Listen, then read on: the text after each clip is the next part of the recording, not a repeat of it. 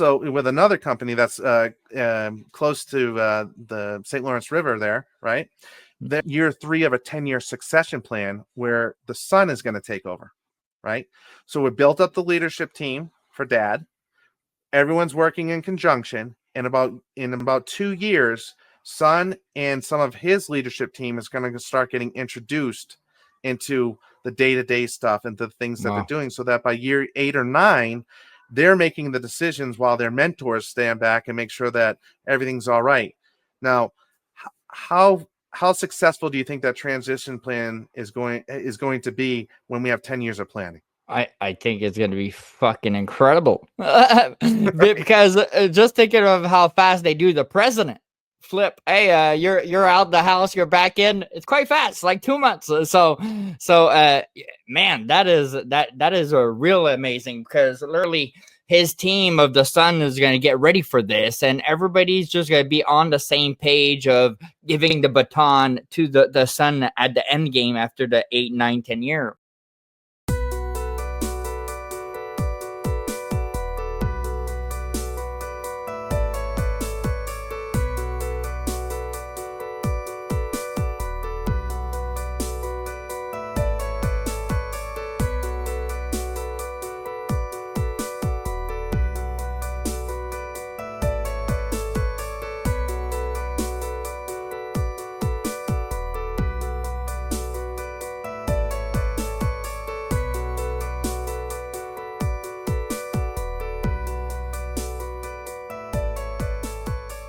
So welcome back, everybody, on the Rumbling Facts podcast, where we dive into uncomfortable truths and that challenge the norm, that spark growth in each other, I hope.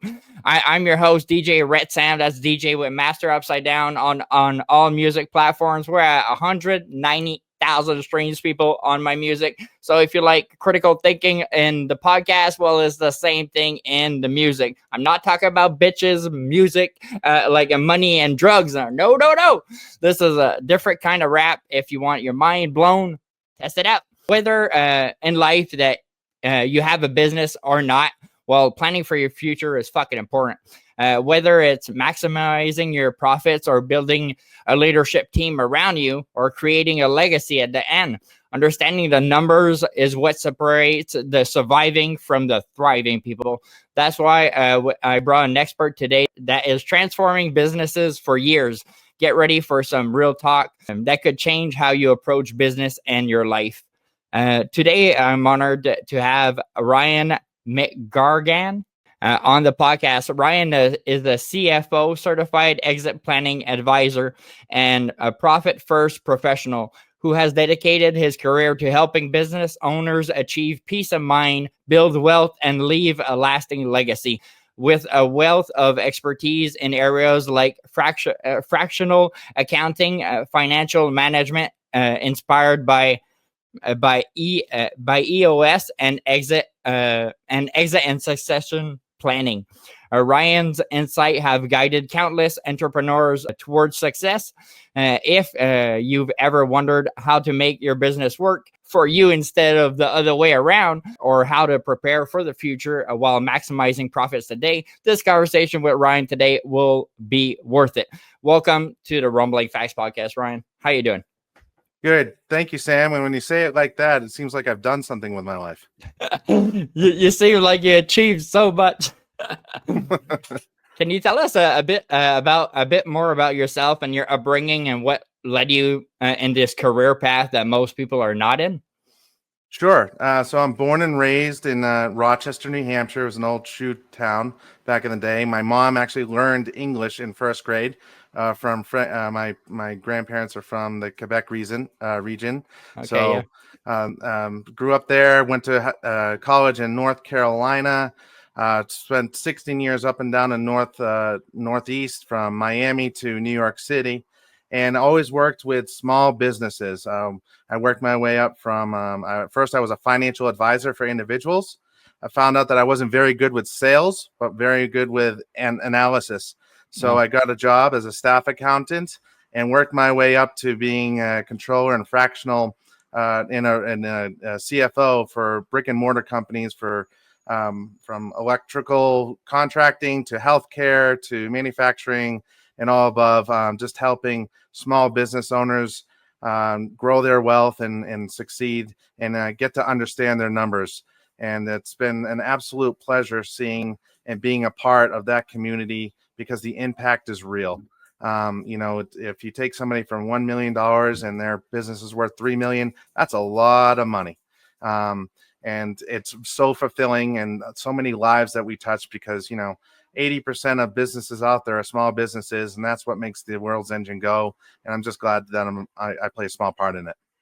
Especially when you're going to help a business in particular, it's one or the two. Like they're in trouble if they need you, or literally they just need advisement about different kinds of stuff that they don't know how to do.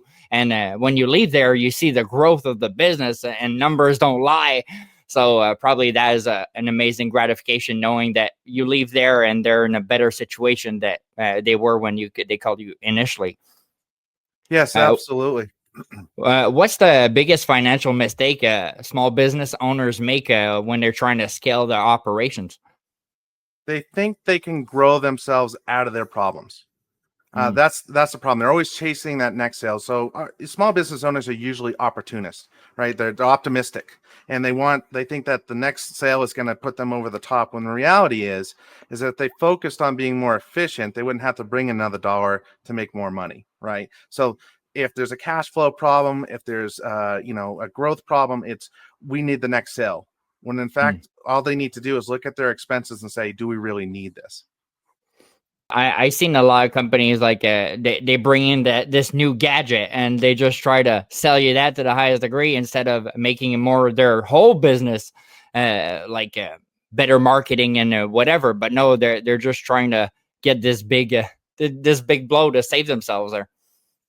Yeah, and that's across the board, Sam. And that's okay because that's what entrepreneurs do, right? They solve problems. The problem is when they start chasing after the shiny things, the things that they're not really good at, right? So when we deal with like a mechanic, they're the best mechanic in the shop, right? And they learn from somebody else. They want to open up their shop. They want to make a better life for their families and themselves. But what ends up happening is that they're not very good business people. They don't know the numbers. They just know that they're the best mechanic. And believe me, I'm not a mechanic. I go to the best mechanic out there, right? I pay for that. The problem is though, is that if they don't know what it costs them, how do they know what they can sell it at, right? Or they feel bad making a profit, or they're too busy working 80 hours a day, 80 hours a week in that business that they thought that was going to give them a lap of luxury and be able to spend time more with their kids and on vacation, right? And that's the problem, is that we got to get that out of that entrepreneurial poverty cycle where, owners really need to pay themselves first. They need to make sure that it's okay and understand that it's okay to make a profit, right? And so that they can pay the families of their employees, and people are willing to go to a good mechanic and get things done and pay a good price for it. That's the problem that a lot of entrepreneurs, run into, is that they feel guilty about charging too much or making a profit off of somebody when in fact that's how it works. That's how business works. Yeah. Yeah, what I saw that small businesses do is instead of delegating work to other people, well, they try to do it all. So the person's doing 80 hours a week, doing the paperwork, doing the delivery, doing everything of their business, and they don't understand why they're suffering in the end. It's because you got to delegate somewhere to someone that you trust. But I seen a lot of my friends that have little businesses like that, like.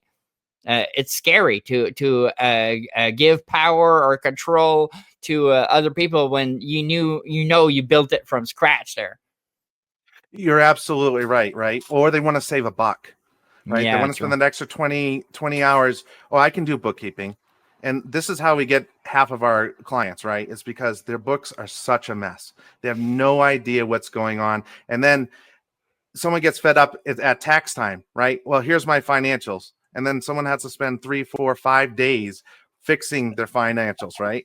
But because they have money in their bank, they think they're doing good.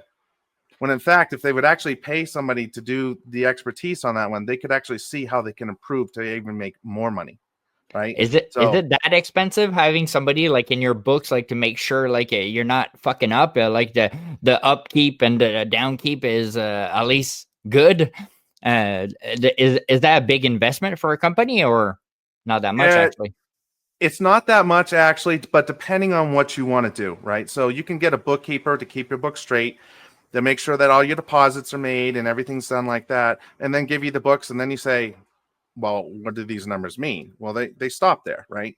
And then you have controllers who kind of make sure that you have proper controls, so that the bookkeeper's not stealing from you, right? And make sure that the numbers actually mean something.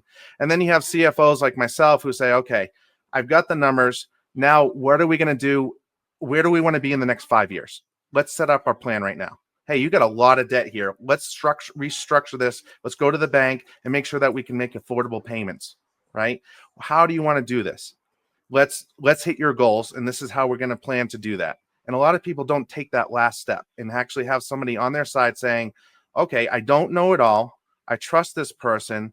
They're going to explain it to me like I understand it because it is my business. Yeah. Now let's go ahead and step forward, right? And that's the difference between just getting your books done, getting them done well, and then taking it to the next side and saying, okay, now how many of these garages do you want to have in 5 years?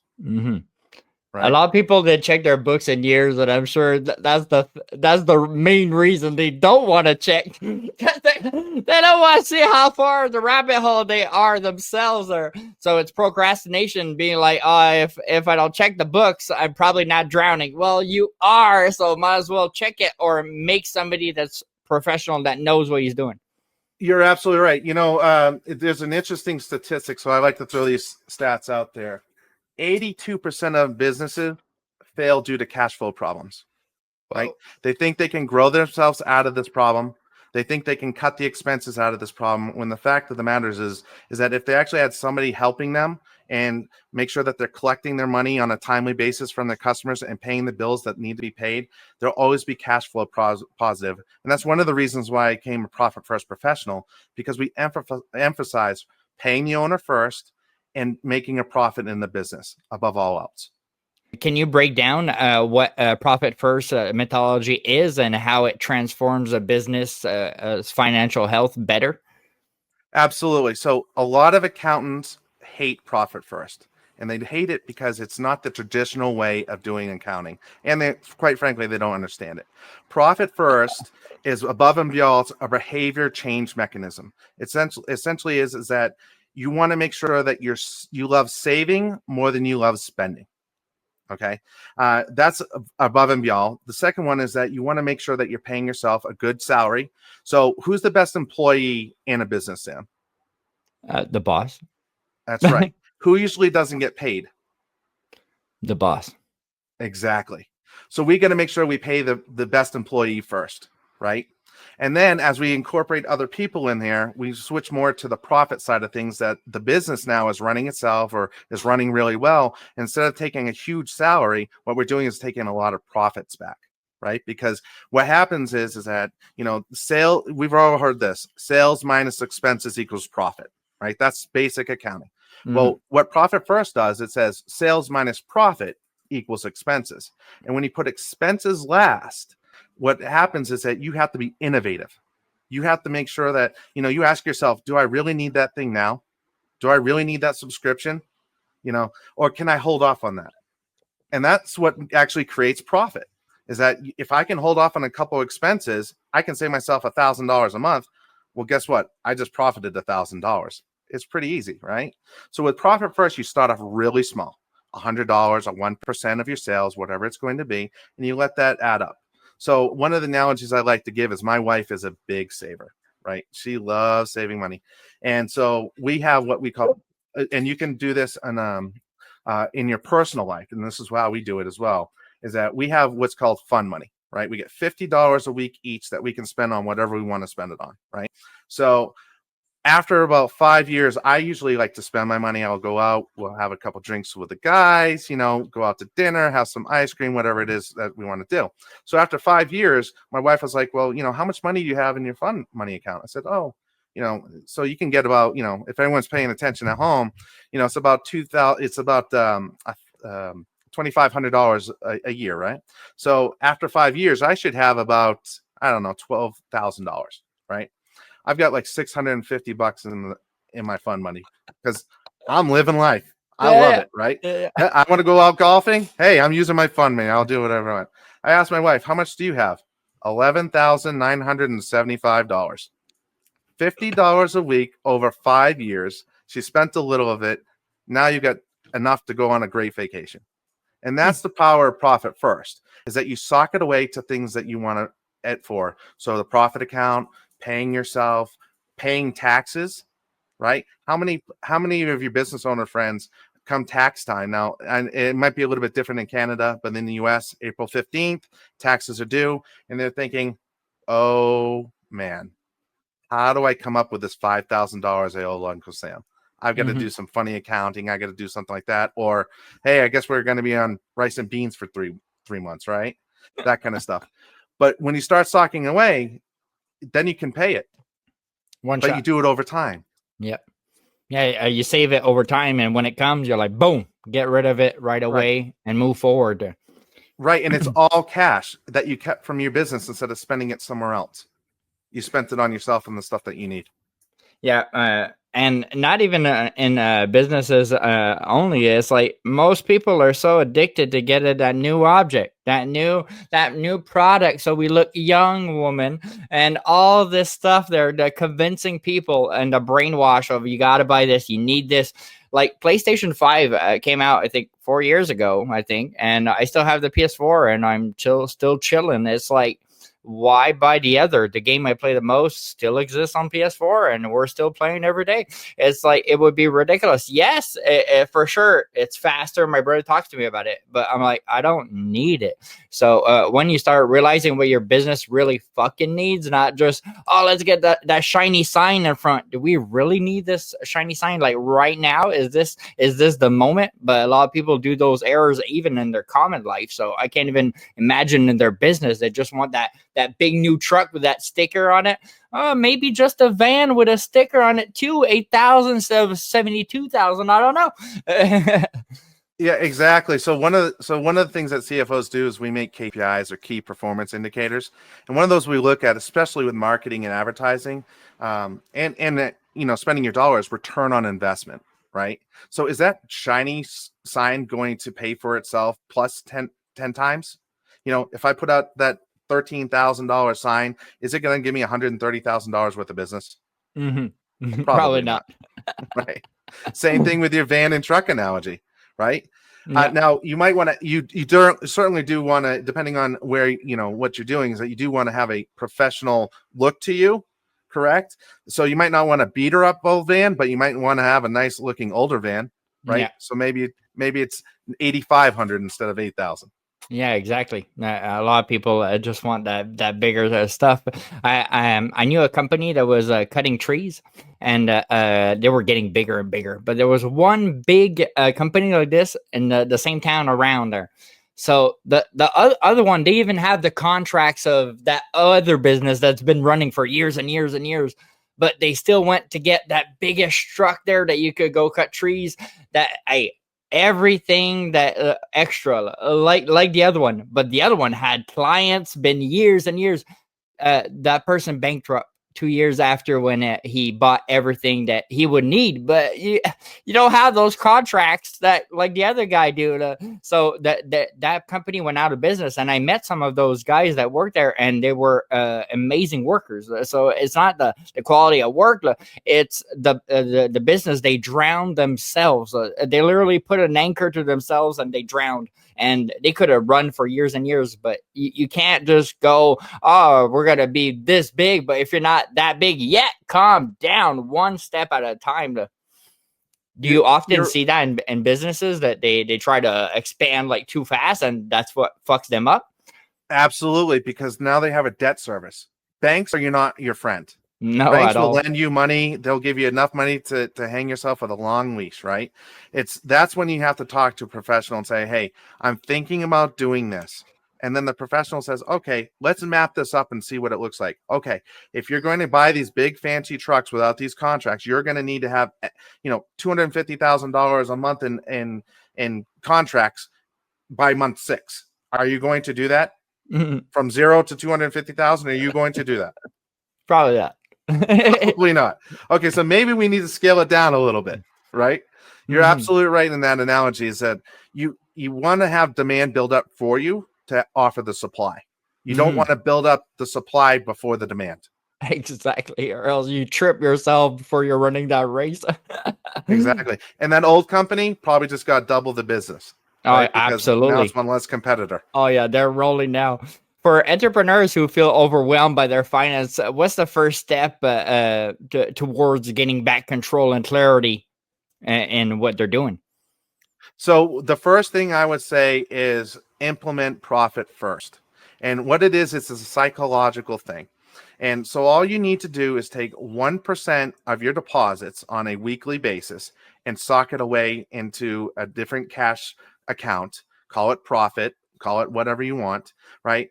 And keep it there, right? Don't do anything with that, and you just keep piling the money in there, and you see that the $50 turns to 100, turns to 500. But what that also makes you do is make sure that you're not spending that in expenses, right? So you're going to have to take a look at your expenses as well and say, and ask yourself, do we need it?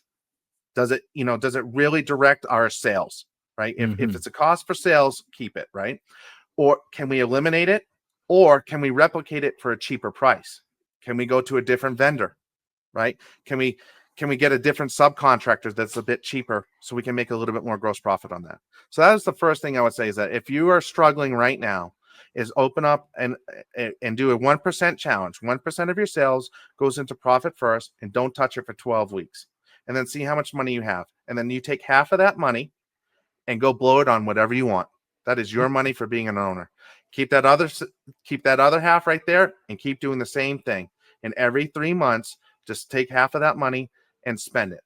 Take your family out to dinner, take them on vacation, reward your employees, whatever you want to do. But the psychological effect is we're digging ourselves out of a hole. We can actually do it this way.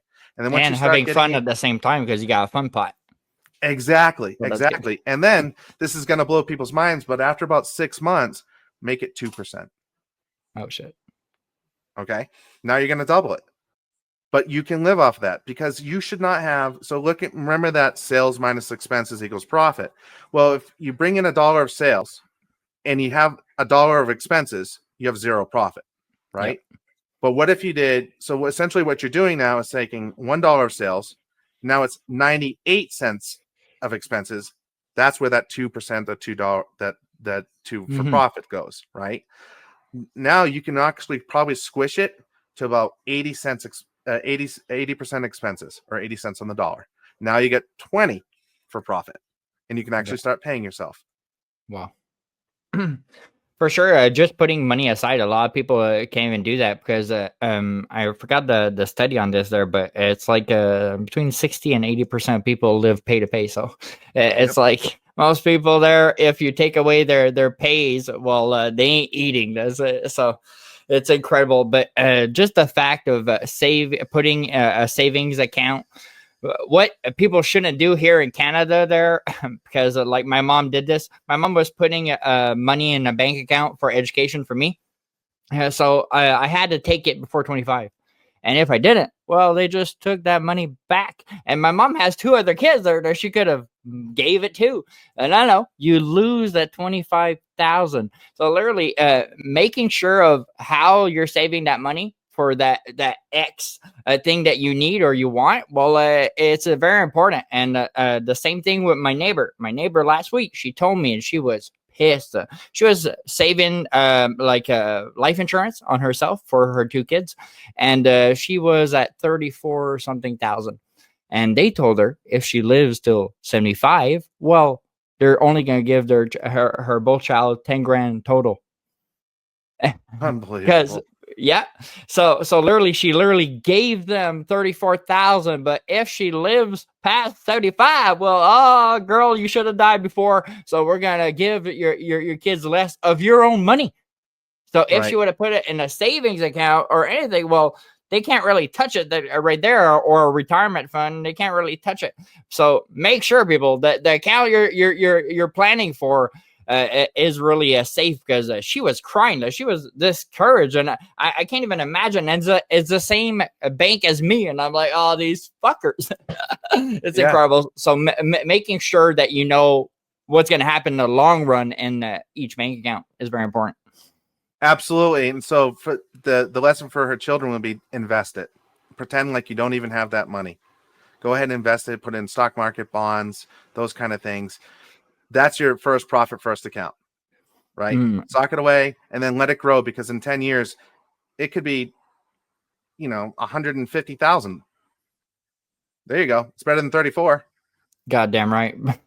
Oh man, she was like, I don't even know how they're gonna pay my funeral. I'm like, let's not think about your death right away there, but Right. yeah, that's crazy. And her two kids are doing quite well for themselves, so they were like, no, it's okay, Mom, it's okay. But she knows that they stole from her literally for her. So, but they don't tell you when she was building this account, like when she was 31 and she's 72 or 73 right now, that at the end, if you don't die before 75, That's right. incredible. It's unbelievable. How does the concept of exit planning differ from traditional retirement planning for business owners? Sure. So actually, it works hand in hand. Okay. 80% of the business owner's wealth is trapped in their business. Okay. Because a lot of businesses don't get sold. Okay. So when as certified exit planning through the Exit Planning Institute, right, we work with the three legs of the stool. It's personal, financial, and business. The personal side is exactly what you were talking. It's about estate planning. It's about having insurance for your kids. It's about making sure that you're all set up and when you're ready to retire, right? And if you have a lot of wealth, you protect it, give it to your children, those kind of things. The personal financial side is the retirement planning. That's where you go to the financial advisor, you set up a plan, you have mutual funds, all that kind of stuff. But what generally will happen is that when you make the plan, the financial advisor will say, okay, based upon your calculations, all this stuff, you need $5 million in the bank by the time you're 65 in order to retire in the lifestyle that you become accustomed to, right? Goddamn. And they have, let's say they have $1 million right now. So there's a $4 million shortfall, but they own a business.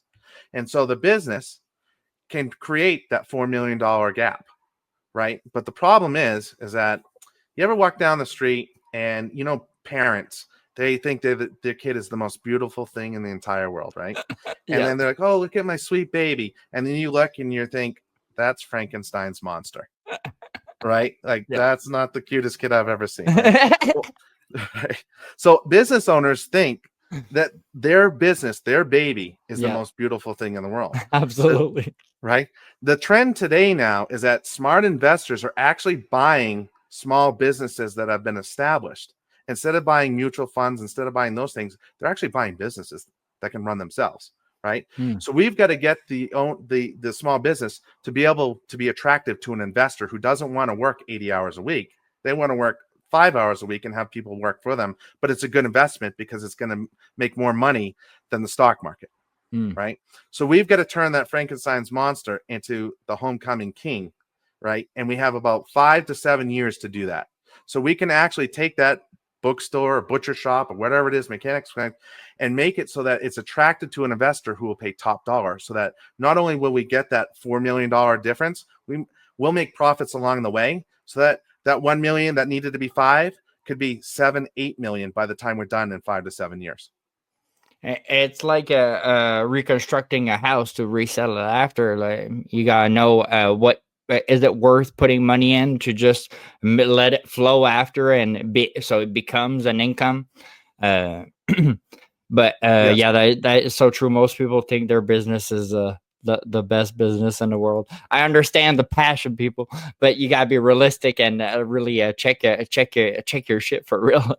Absolutely. I know a guy that had a business, and he was good at what he did, but not in the cleaning process of this business. And I've been in cleaning for a while, and I told him that first day, I'm like, bro, if let's say the people of businesses pass of health inspection, bro, you ain't passing. I can tell you that.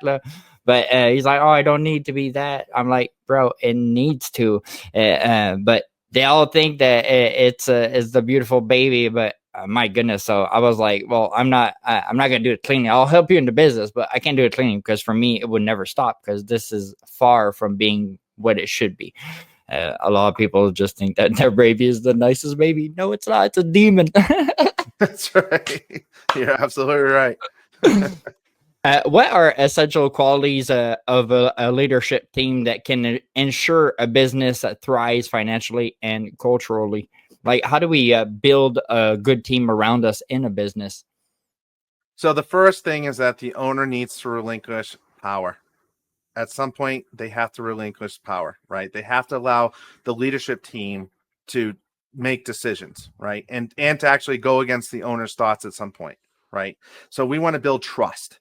We want to make sure that we trust people, that they can be honest with each other, right? That they don't back away from conflict, because we all want the same thing. We want the betterment of the business. We want the betterment of the owners. We want all better lives. We want raises. We want, profit sharing. We're all working for the same thing, but we have to have conflict, because Sam, you might have the best idea in the world and I might be against it, but the whole team says, no, let's go with Sam's idea. We can do it. And then I'm going to say, you know what, Sam, I'm going to support it 100%, right? It doesn't do me any good to not support that, right? Mm-hmm. We have to be able to do that. You have to put us before me, right? And we all have to be held accountable for our own actions and the actions of each other. Those are the big things that we need to develop. And it takes years. So generally, when we start introducing a leadership team, you're going to probably lose. So let's say you have 5 members of the leadership team that you want to have on there. You might lose 1 or 2 because they're not going to get on board. Oh, wow. Okay. Or they're going to be held accountable for things they've never been held accountable for.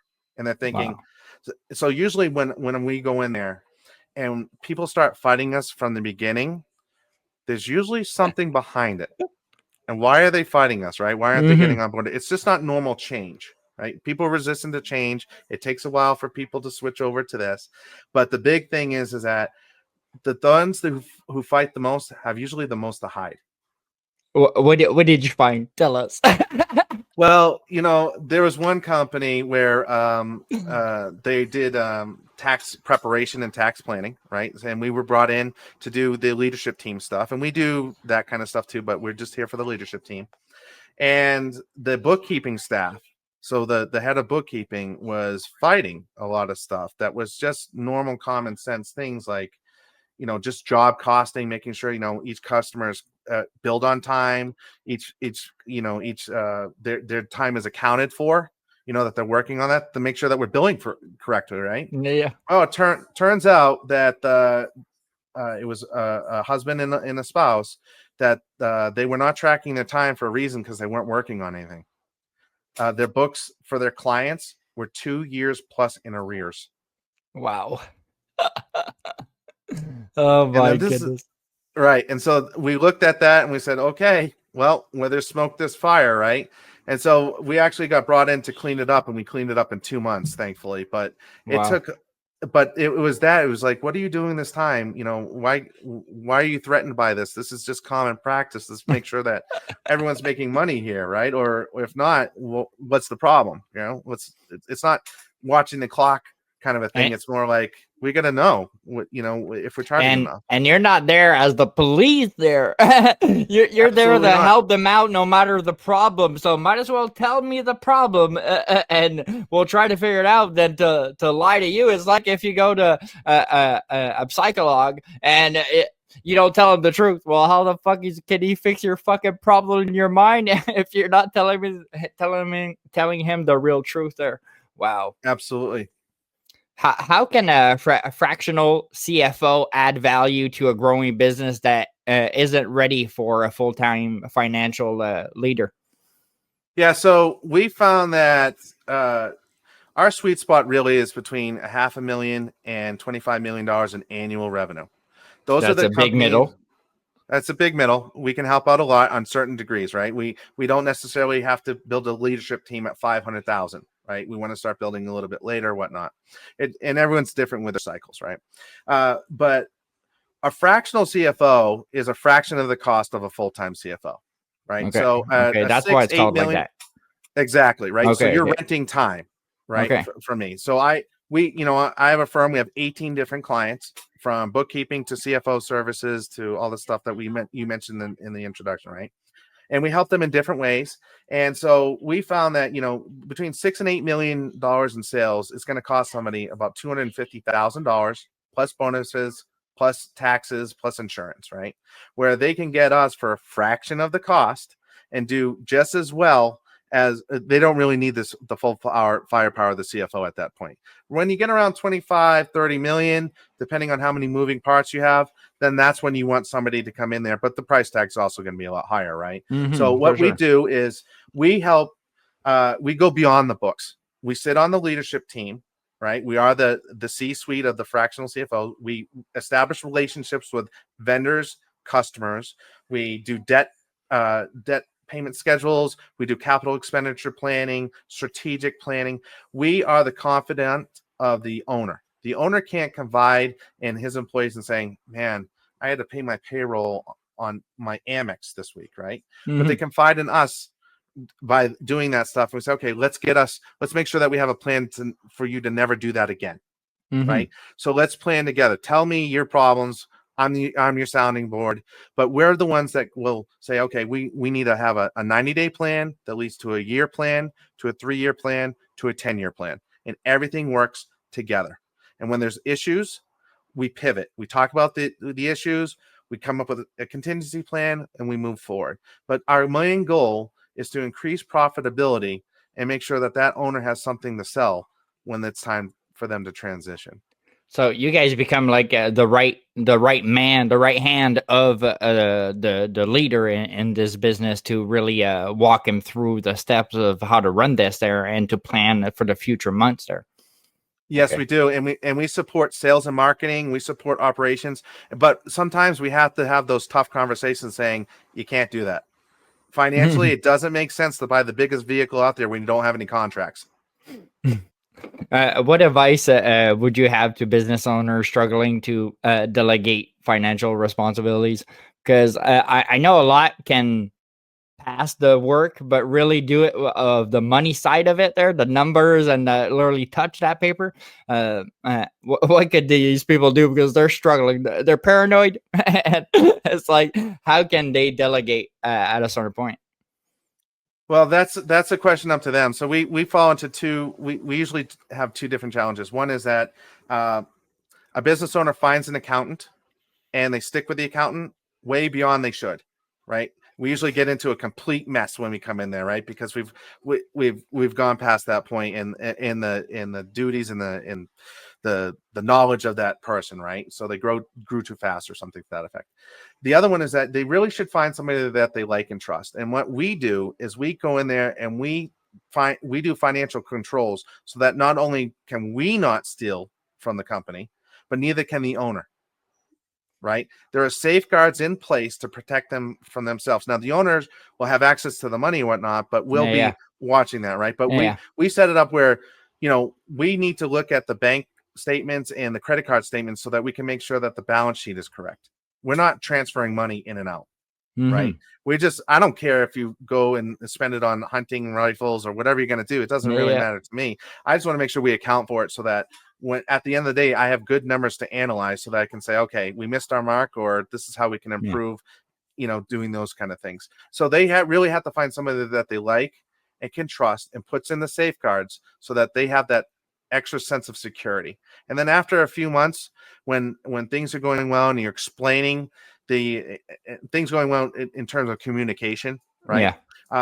Is that, we always try to teach our clients, what the numbers mean and why, right? We also try to add value in the fact that we continue to add to what we're offering and making visuals. And if you're a visual worker, we have, learner, we have a lot of graphs and stuff like that. And we take you through one at a time, right? So that you understand what your money is doing, right? Damn right. Because that's the key. We don't just say, okay, well, your quick ratio is XYZ. Like, you're in green in this, you're in red in here. No. It's percentage, numbers, and facts, people.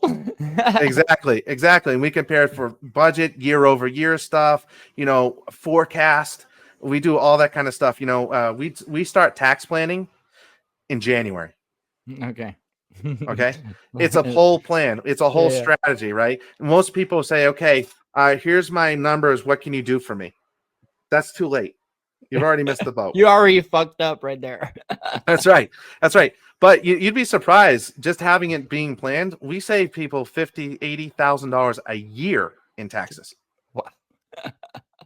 Yeah, for sure. You got to be Right? prepared for that shit. You do. And so we have to have these, very straight, frank conversations saying, you can trust me with your numbers. This is what your numbers are telling me. It's not my baby. I'm just telling you as a third party objective person who cares about your well-being, who wants you to hit your goals. This is what I see. Here's the story that your numbers are telling me. What does it mean to build a legacy as a business owner, and how can financial planning support that? Okay, so building the legacy is how the owner wants to exit their business. Do they want to give it to a child, a nephew, a relative? Do they want to give it back and sell it to their employees? Do they want to sell it to a third-party investor and get top dollars? That's building the legacy. But the problem is that 4 out of 5 companies will never leave. They'll leave their legacy as a closed sign on the door, right? Wow. That's their legacy. They worked all their life building that up for a closed sign on the door. Or it can continue on and provide jobs for families in the future if you actually do it correctly with good exit planning. And exit planning is good business strategy, right? We implement all the things that will increase profitability, increase the owner's wealth along the journey, right? And make sure that, one of my clients is exiting at the end of the year. Okay. We had a 2-year quick turnaround. He was burnt out, right? We took him on. That's usually quicker than we like, right? So we didn't get maximum value for what we could have with 3 to 5 years, but he got enough value where, we actually added a person, right? And increased his value by $2 million. Wow. He's selling it $2 million more than he would have 2 years ago without our help. Okay. But I'm also with another company that's close to the St. Lawrence River there, right? We're on year 3 of a 10-year succession plan where the son is going to take over, right? So we built up the leadership team for dad. Everyone's working in conjunction. And in about 2 years, son and some of his leadership team is going to start getting introduced into the day-to-day stuff and the things that they're doing, so that by year 8 or 9, they're making the decisions while their mentors stand back and make sure that everything's all right. Now, how successful do you think that transition plan is going to be when we have 10 years of planning? I think it's going to be fucking incredible. Because just thinking of how fast they do the president flip. Hey, you're out the house, you're back in. It's quite fast, like 2 months. So man, that is a real amazing, because literally his team of the son is going to get ready for this, and everybody's just going to be on the same page of giving the baton to the son at the end game after the 8, 9, 10 year. Wow. Yep, that is amazing. And I understand now, like, why a threshold of 10 years is way better for the company than a 3-year one. For sure, there's growth in both, but everything is just safer, I would guess, for that long term. Absolutely. And it gives them time to grow into the role. It's just not a cutover, like you said, at 3 months, right? Yeah, and yeah. Here you go. Don't drive the car into the light pole. How do you help clients align their personal values with their business goals when planning for the future? So that's part of that 3-legged stool that we were talking about. Okay. So we make sure that the owner's goals, whether they be personal, financial, or business, are all planned for. And the objective is that exit with that amount of money that they need, with the leadership team that's in place, that is going to be part of their, how they want to transition, whether it's the employees, the family, or somebody else getting top dollar and buying an island somewhere, whatever it is. We always make sure that they're aligned. Now, the cool thing about it is that when we talk about EOS inspired financial management, right, is that we check in on a weekly basis, right? So, wow. Okay. So you're always there. We're there every single step of the way, right? And we're there with the management team, the leadership team. And what we discuss is the data. So we always have a pulse on what's going on at the business on a weekly basis, right? We identify, discuss, and solve issues, right? And we make sure to-dos are done. So for example, hey, Sam, make sure you FedEx this package out to Italy, next Tuesday. We come around to next Wednesday. Sam, did you FedEx that package out? Oh, I forgot. Well, it was all done to do right here. You need to get it done. Right. So we make sure things are being done and people are held accountable. So we do that on a weekly basis. And every 90 days, so every quarter, we meet again and we discuss and we identify and we have the priorities for the next 90 days. Right. And so everybody has what they call a rock. And a rock is essentially it is important for the business department to achieve our goals along the way. So you have to do this and get things done. And they usually solve a lot of different problems, right? So we check in on a weekly basis that these things are getting done, on a 90-day basis. And we make sure that every 90 days, we're going towards our year-long goals that are achieving our 3-year goals, that are achieving our 10-year goals. So we're constantly have our pulse and checking in on the progress or the not progress, right? Or the lack of progress that's going on in the business. And we hold each other accountable so that you can't just say, well, I'll get to it next week. I'll get to it next week. No, it doesn't work that way. Dude, now. Exactly. So we make sure that everything is those goals, those objectives are what the owners are dictating to us. So you make sure that his goals and what the business wants as well. You're like, okay, well, if you want to do it all like that, we're not going to concentrate on just the growth of the business since you want this in particular. So you're going to align it like to fit both in one. And another question I had about the legacy, I just remembered is there stuff that you could do? Let's say your business is called fucking Andrew's construction example there. And you want to sell it, but you want to keep that name of legacy right on it. Is there stuff that can protect that and make sure that they can't change the name if it's bought, or after it's bought, you got no more control? Yeah, no, that's part of the buy-sell agreement. So absolutely, if you have Andrew's that's been there for 30 years and everybody knows it, I'm buying it for the name. And I'm also buying it because it should be a well-oiled machine and nobody should know that Mr. Andrew's been gone for 15 years. You know what I mean? Yeah. So absolutely, you put that in the buy-sell agreement. And so there's usually a non-compete, or you can keep the owner on as an earn-out. There's so many different ways to structure the deal from the sell side and the buy side. But absolutely, if that is the case, keep that name because that means something. Unless it doesn't mean anything. Yeah. Then go ahead and change it, right? And then you're rebranding. But that's what Dana White did. He bought UFC, and he wanted to make sure he bought the letters UFC. Nobody can use it. He bought it for $1 million, sold that shit for like $3 billion or $4 billion with a thing in the contract that he's president until his death. So I'm like, that's a champ. Yes. He's like, I'll sell you the company, but I still have 51% power, and you're gonna see my face till I die. So I'm like, man, that's keeping your legacy, my friends. Absolutely. That is definitely the best deal I've ever heard of. Yeah, me too. Because there's no sport that grew that much in like 20 or 40 years. It's impossible. What Dana White did is incredible. Boxing didn't grow like that. Nothing grew like this. Most sports have been there for 100 years, and they're worth maybe 50 billion, and the UFC is at 30 right now, in less than 30 something. So he's doing something right that most companies don't figure out. Why is EOS, Entrepreneur Operational System, such a game changer for financial management, and how can it be implemented effectively?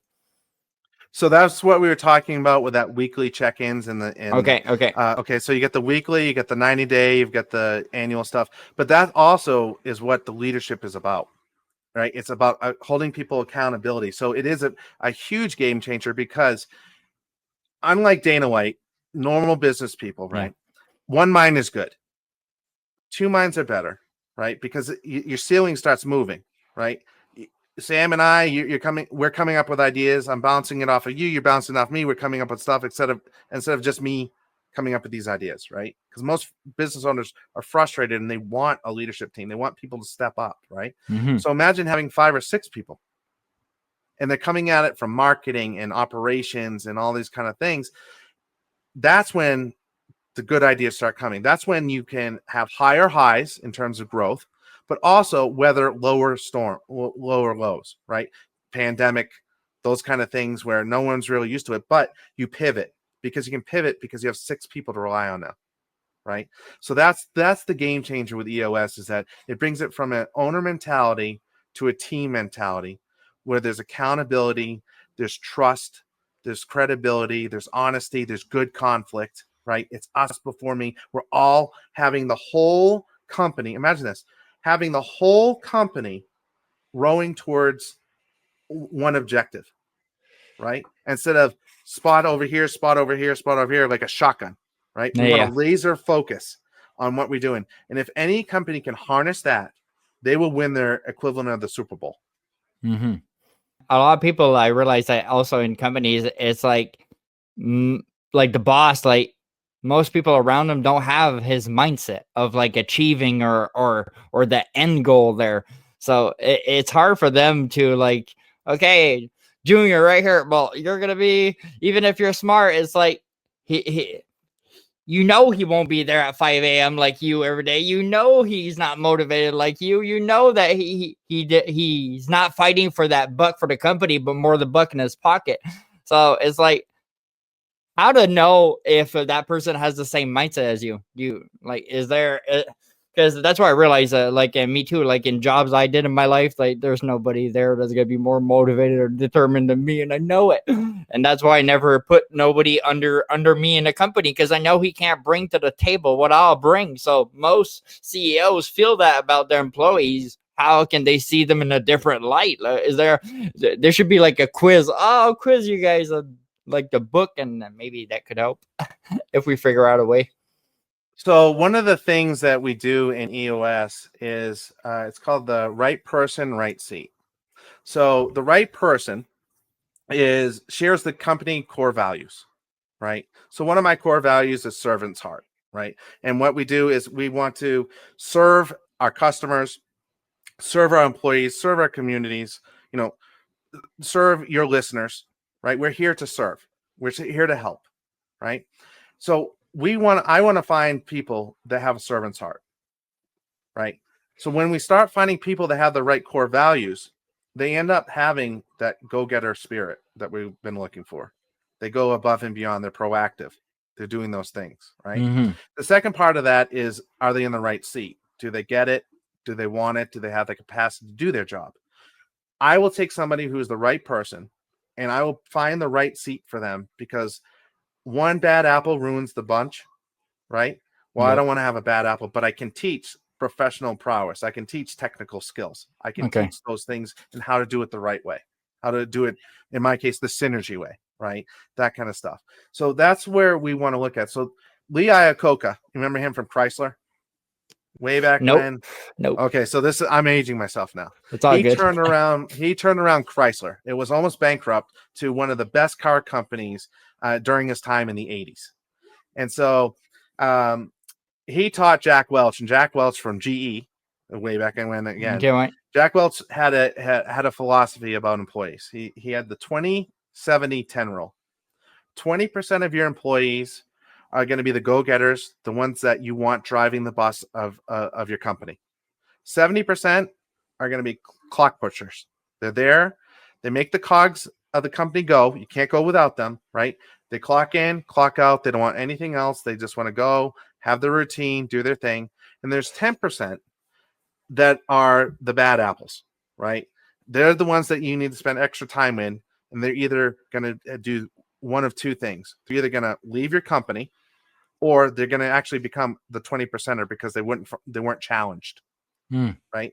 So you want to spend, as a business owner, you want to spend most of your time on the 20% and the 10%. You don't really have to worry about the clock pushers, just the attaboy, attagirl kind of a thing, right?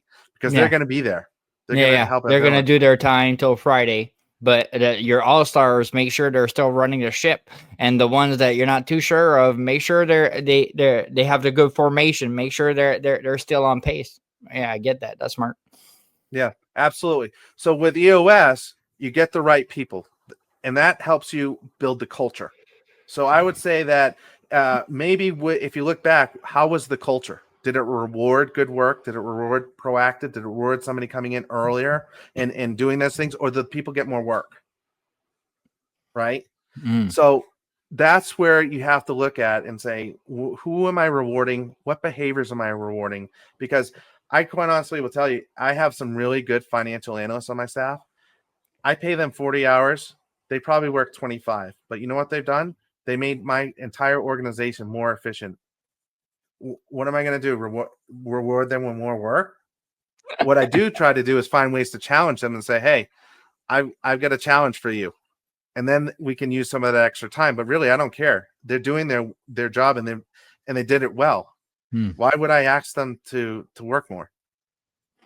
And if if the person is at a beginning of a company, has no company at all there, and why I'm asking this is because for me, like I'm a music artist, and to find somebody that wants to build a team so we move forward. I'm telling you, it don't work like that. It's literally I went to recording studios. I went to like at least 28 to 32 different of them, and I lost at least $14,000 through them because they're concentrated on that $50 an hour, that 50 or that 200. And when you leave, they don't care the quality of that song at the end. So they're not going to try to make you perfect because they don't give a shit. They got paid.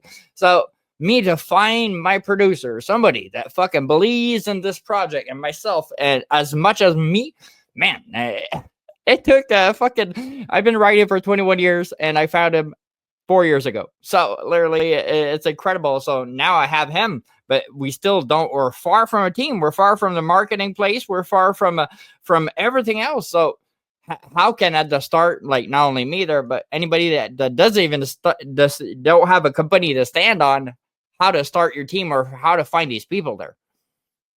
That's a great question, Sam. And that is a tough question because we're all fighting for that. Right. I mean, I hear it from everywhere that there's just no good workers anywhere. Right. I hear that from Canada, East Coast, West Coast, Canada. Right. Exactly. Well, maybe we're looking for the wrong things. Maybe we're not communicating correctly. But I will say this. If you find that another producer that's doing something else, that go-getter, that person that you know, like, wow, I want them on my team, it's going to be worth the wait. Right. You can try enticing people. Right. And it doesn't necessarily mean more money. It could be the opportunity. Right.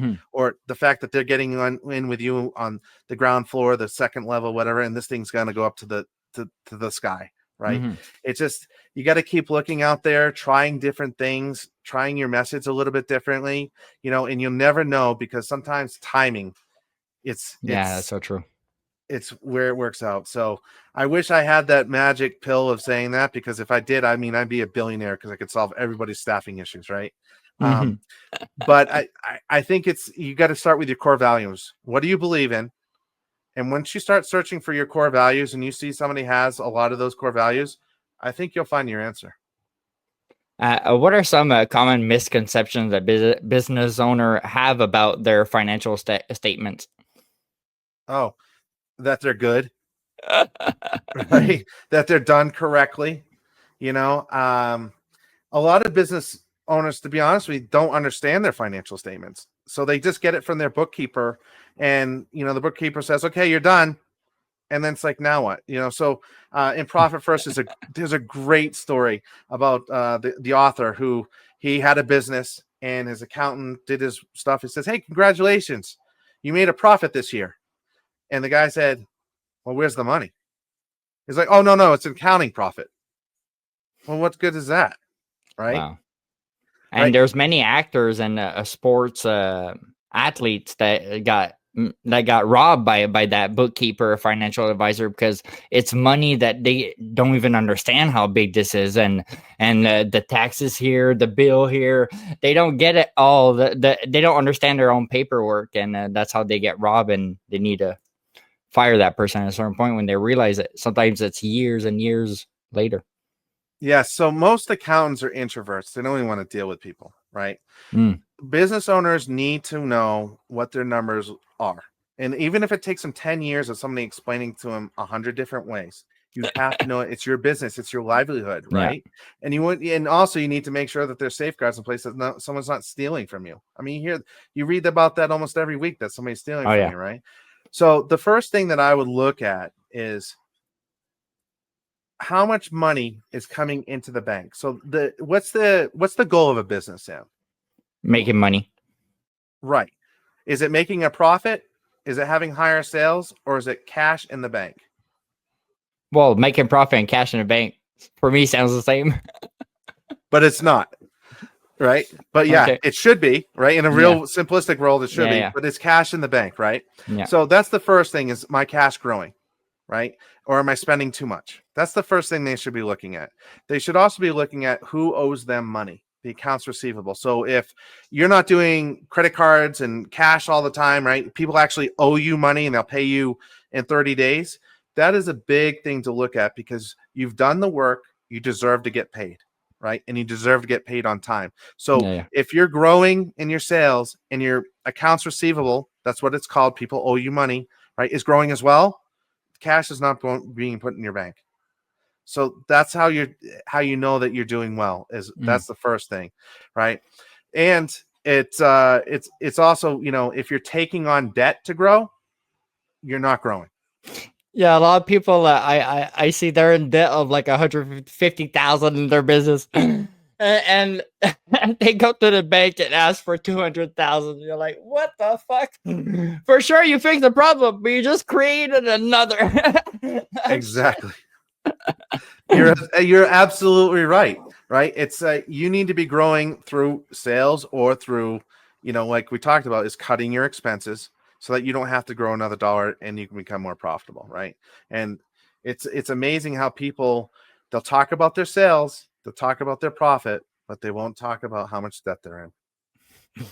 Juice World said in a rap song, is like every rapper talks about all the money that they used, but they never talk about all the money that they saved and behind plan there, because every rap song they're like telling you how to spend 10 G's at the club, you're gonna get rich. The fuck not. They never talked about all the money behind that they're saving somewhere, because they just want to show that flashy lifestyle. So it's important to save money no matter how rich you are. That's for sure. Oh, yeah. I got two more, if that's okay for you. Oh yeah, absolutely. Perfect. What are some practical strategies for reducing tax burden while staying compliant? Sure. So there's a lot of different things that you can look at, right? Section 179. So that's in the US, where you can buy an asset and then depreciate it in the year that you bought it. That can save you $20,000, $30,000, $50,000 in taxable liability, right? Wow. If you own your own business, take advantage of retirement plans, right? Max those out as much as you can, as long as the government's not going to take it before you die at 74, Yeah. right? Like, you want to make sure that stuff is being Absolutely. done. Take advantage of, putting things through your expenses, through your business, so that every expense dollar that you have will lower your taxable liability, but make sure that you really need it, right? Because if you don't need it, then it's just cash out of your pocket, and you're saving pennies on the dollar that you spent, right? But if it's something that, hey, we could use it in February for sure, but why don't we just buy it in November? That way we can expense this year. That's a good, expense to have, right? Whereas, well, I don't necessarily need it. Well, then don't, right? Don't take that stuff. Charitable deductions, give to charity, give to your community, not only just your time, but your wallet, make yourself feel good. Do bonuses for your employees and yourself, right? You can write that stuff off. So why wait until January when you can do it before the holiday season? That's a great way to do it. So the bonuses are not counted as a salary, since it's like in a way, like, so they can't touch a bonus. It's not taxable. So it is taxable, but you're giving your employees more. Okay. All right. Okay. Sam, So you're great job giving the this year. government less. Right. Okay. Here's Nice. $5,000. Go have a great year. Thanks so much, and you get your salary. Right. Wow. It also keeps your employees Happy. retained. Exactly. And you want happy employees. Yeah. Did you know that it costs about 3 times the amount of salary to replace an employee as to For retain sure. it? And probably depending on that's average there, but probably depending on the career, some I'm sure it's even higher, that number. Wow. And Absolutely. as last question, what's one piece of financial advice you wish every small business owner knew, but most overlook? Pay yourself first. Pay your best employee first. So think back to when you started this business. What were your goals? Right? Was it to spend more time with your family, go on nice vacations, take 2 weeks off, right? Have your employees running the show for you, buying a nice car? Now look where you are now, right? Are those the same things? If they're Mm. not, we need to make a change, right? You're doing well, you're still in business, you're ahead of the game. Congratulations, but we can do better. And the first thing you need to look at is paying yourself first. Like we're saying at the beginning, that a lot of people think that their business is their baby. It's like you guys need to step on your ego and realize that you're not perfect. Everybody fucks up. Everybody's not good in everything. So, like I saw a lot of people that were amazing in construction, but when it came to a tax season, man, they didn't have no money. So they were working for free for like 4 weeks to clear that out of nowhere because they weren't ready for it. And when I saw my dad like take the effector, I don't even know how to call that in English anymore. The bill, they take that in paper. Well, everywhere, restaurant, gas, anything. And I was like, why do you keep those? I just want to. Each time I tell the person, no, I don't want your garbage. Or is garbage in my car? Garbage in my car. But he's like, because it's all tax deductible. Because he's an independent contractor, so he has to Yep. go to the jobs. And I'm like, oh, really? But a lot of people don't think that in the long term helps a lot there. Yes, you're just saving pennies initially, but in the long term, that helps a lot there. But a lot of people neglect that because they have so much big egos. Oh, I got a business. I'm a CEO. Bro, calm down. But nobody's perfect, and there's a lot to learn. Yeah, absolutely. And your dad was right by keeping the receipts because that's lowering his tax deduction. But imagine if he didn't go out nearly as much and kept the money in his pocket and could Absolutely. invest in things, right? Absolutely, but my dad loves too much as Tim Hortons. There 5 times a day, people. Oh my goodness. So thanks, Ryan, for coming on the show. It was a blast, and I'm sure I hope a lot of people that have small businesses learned a bit in this podcast. And where can everybody find you? And do you have any social medias or websites? Yeah, thank you, Sam, for having me. It was a great time. Thank you so much. I really appreciate it. Yeah, we are synergysolutions.com is my email, my address. Ryan at wearesynergysolutions.com is my email. You can find me on LinkedIn, Ryan McGarghan, also Facebook. Hit me up, and then I'd be looking forward to hearing from your fans and your folks. And if you guys have any questions at all, please feel free to ask me. We are open book here. So thanks everybody for coming on the podcast this week, and I'll see you guys next week.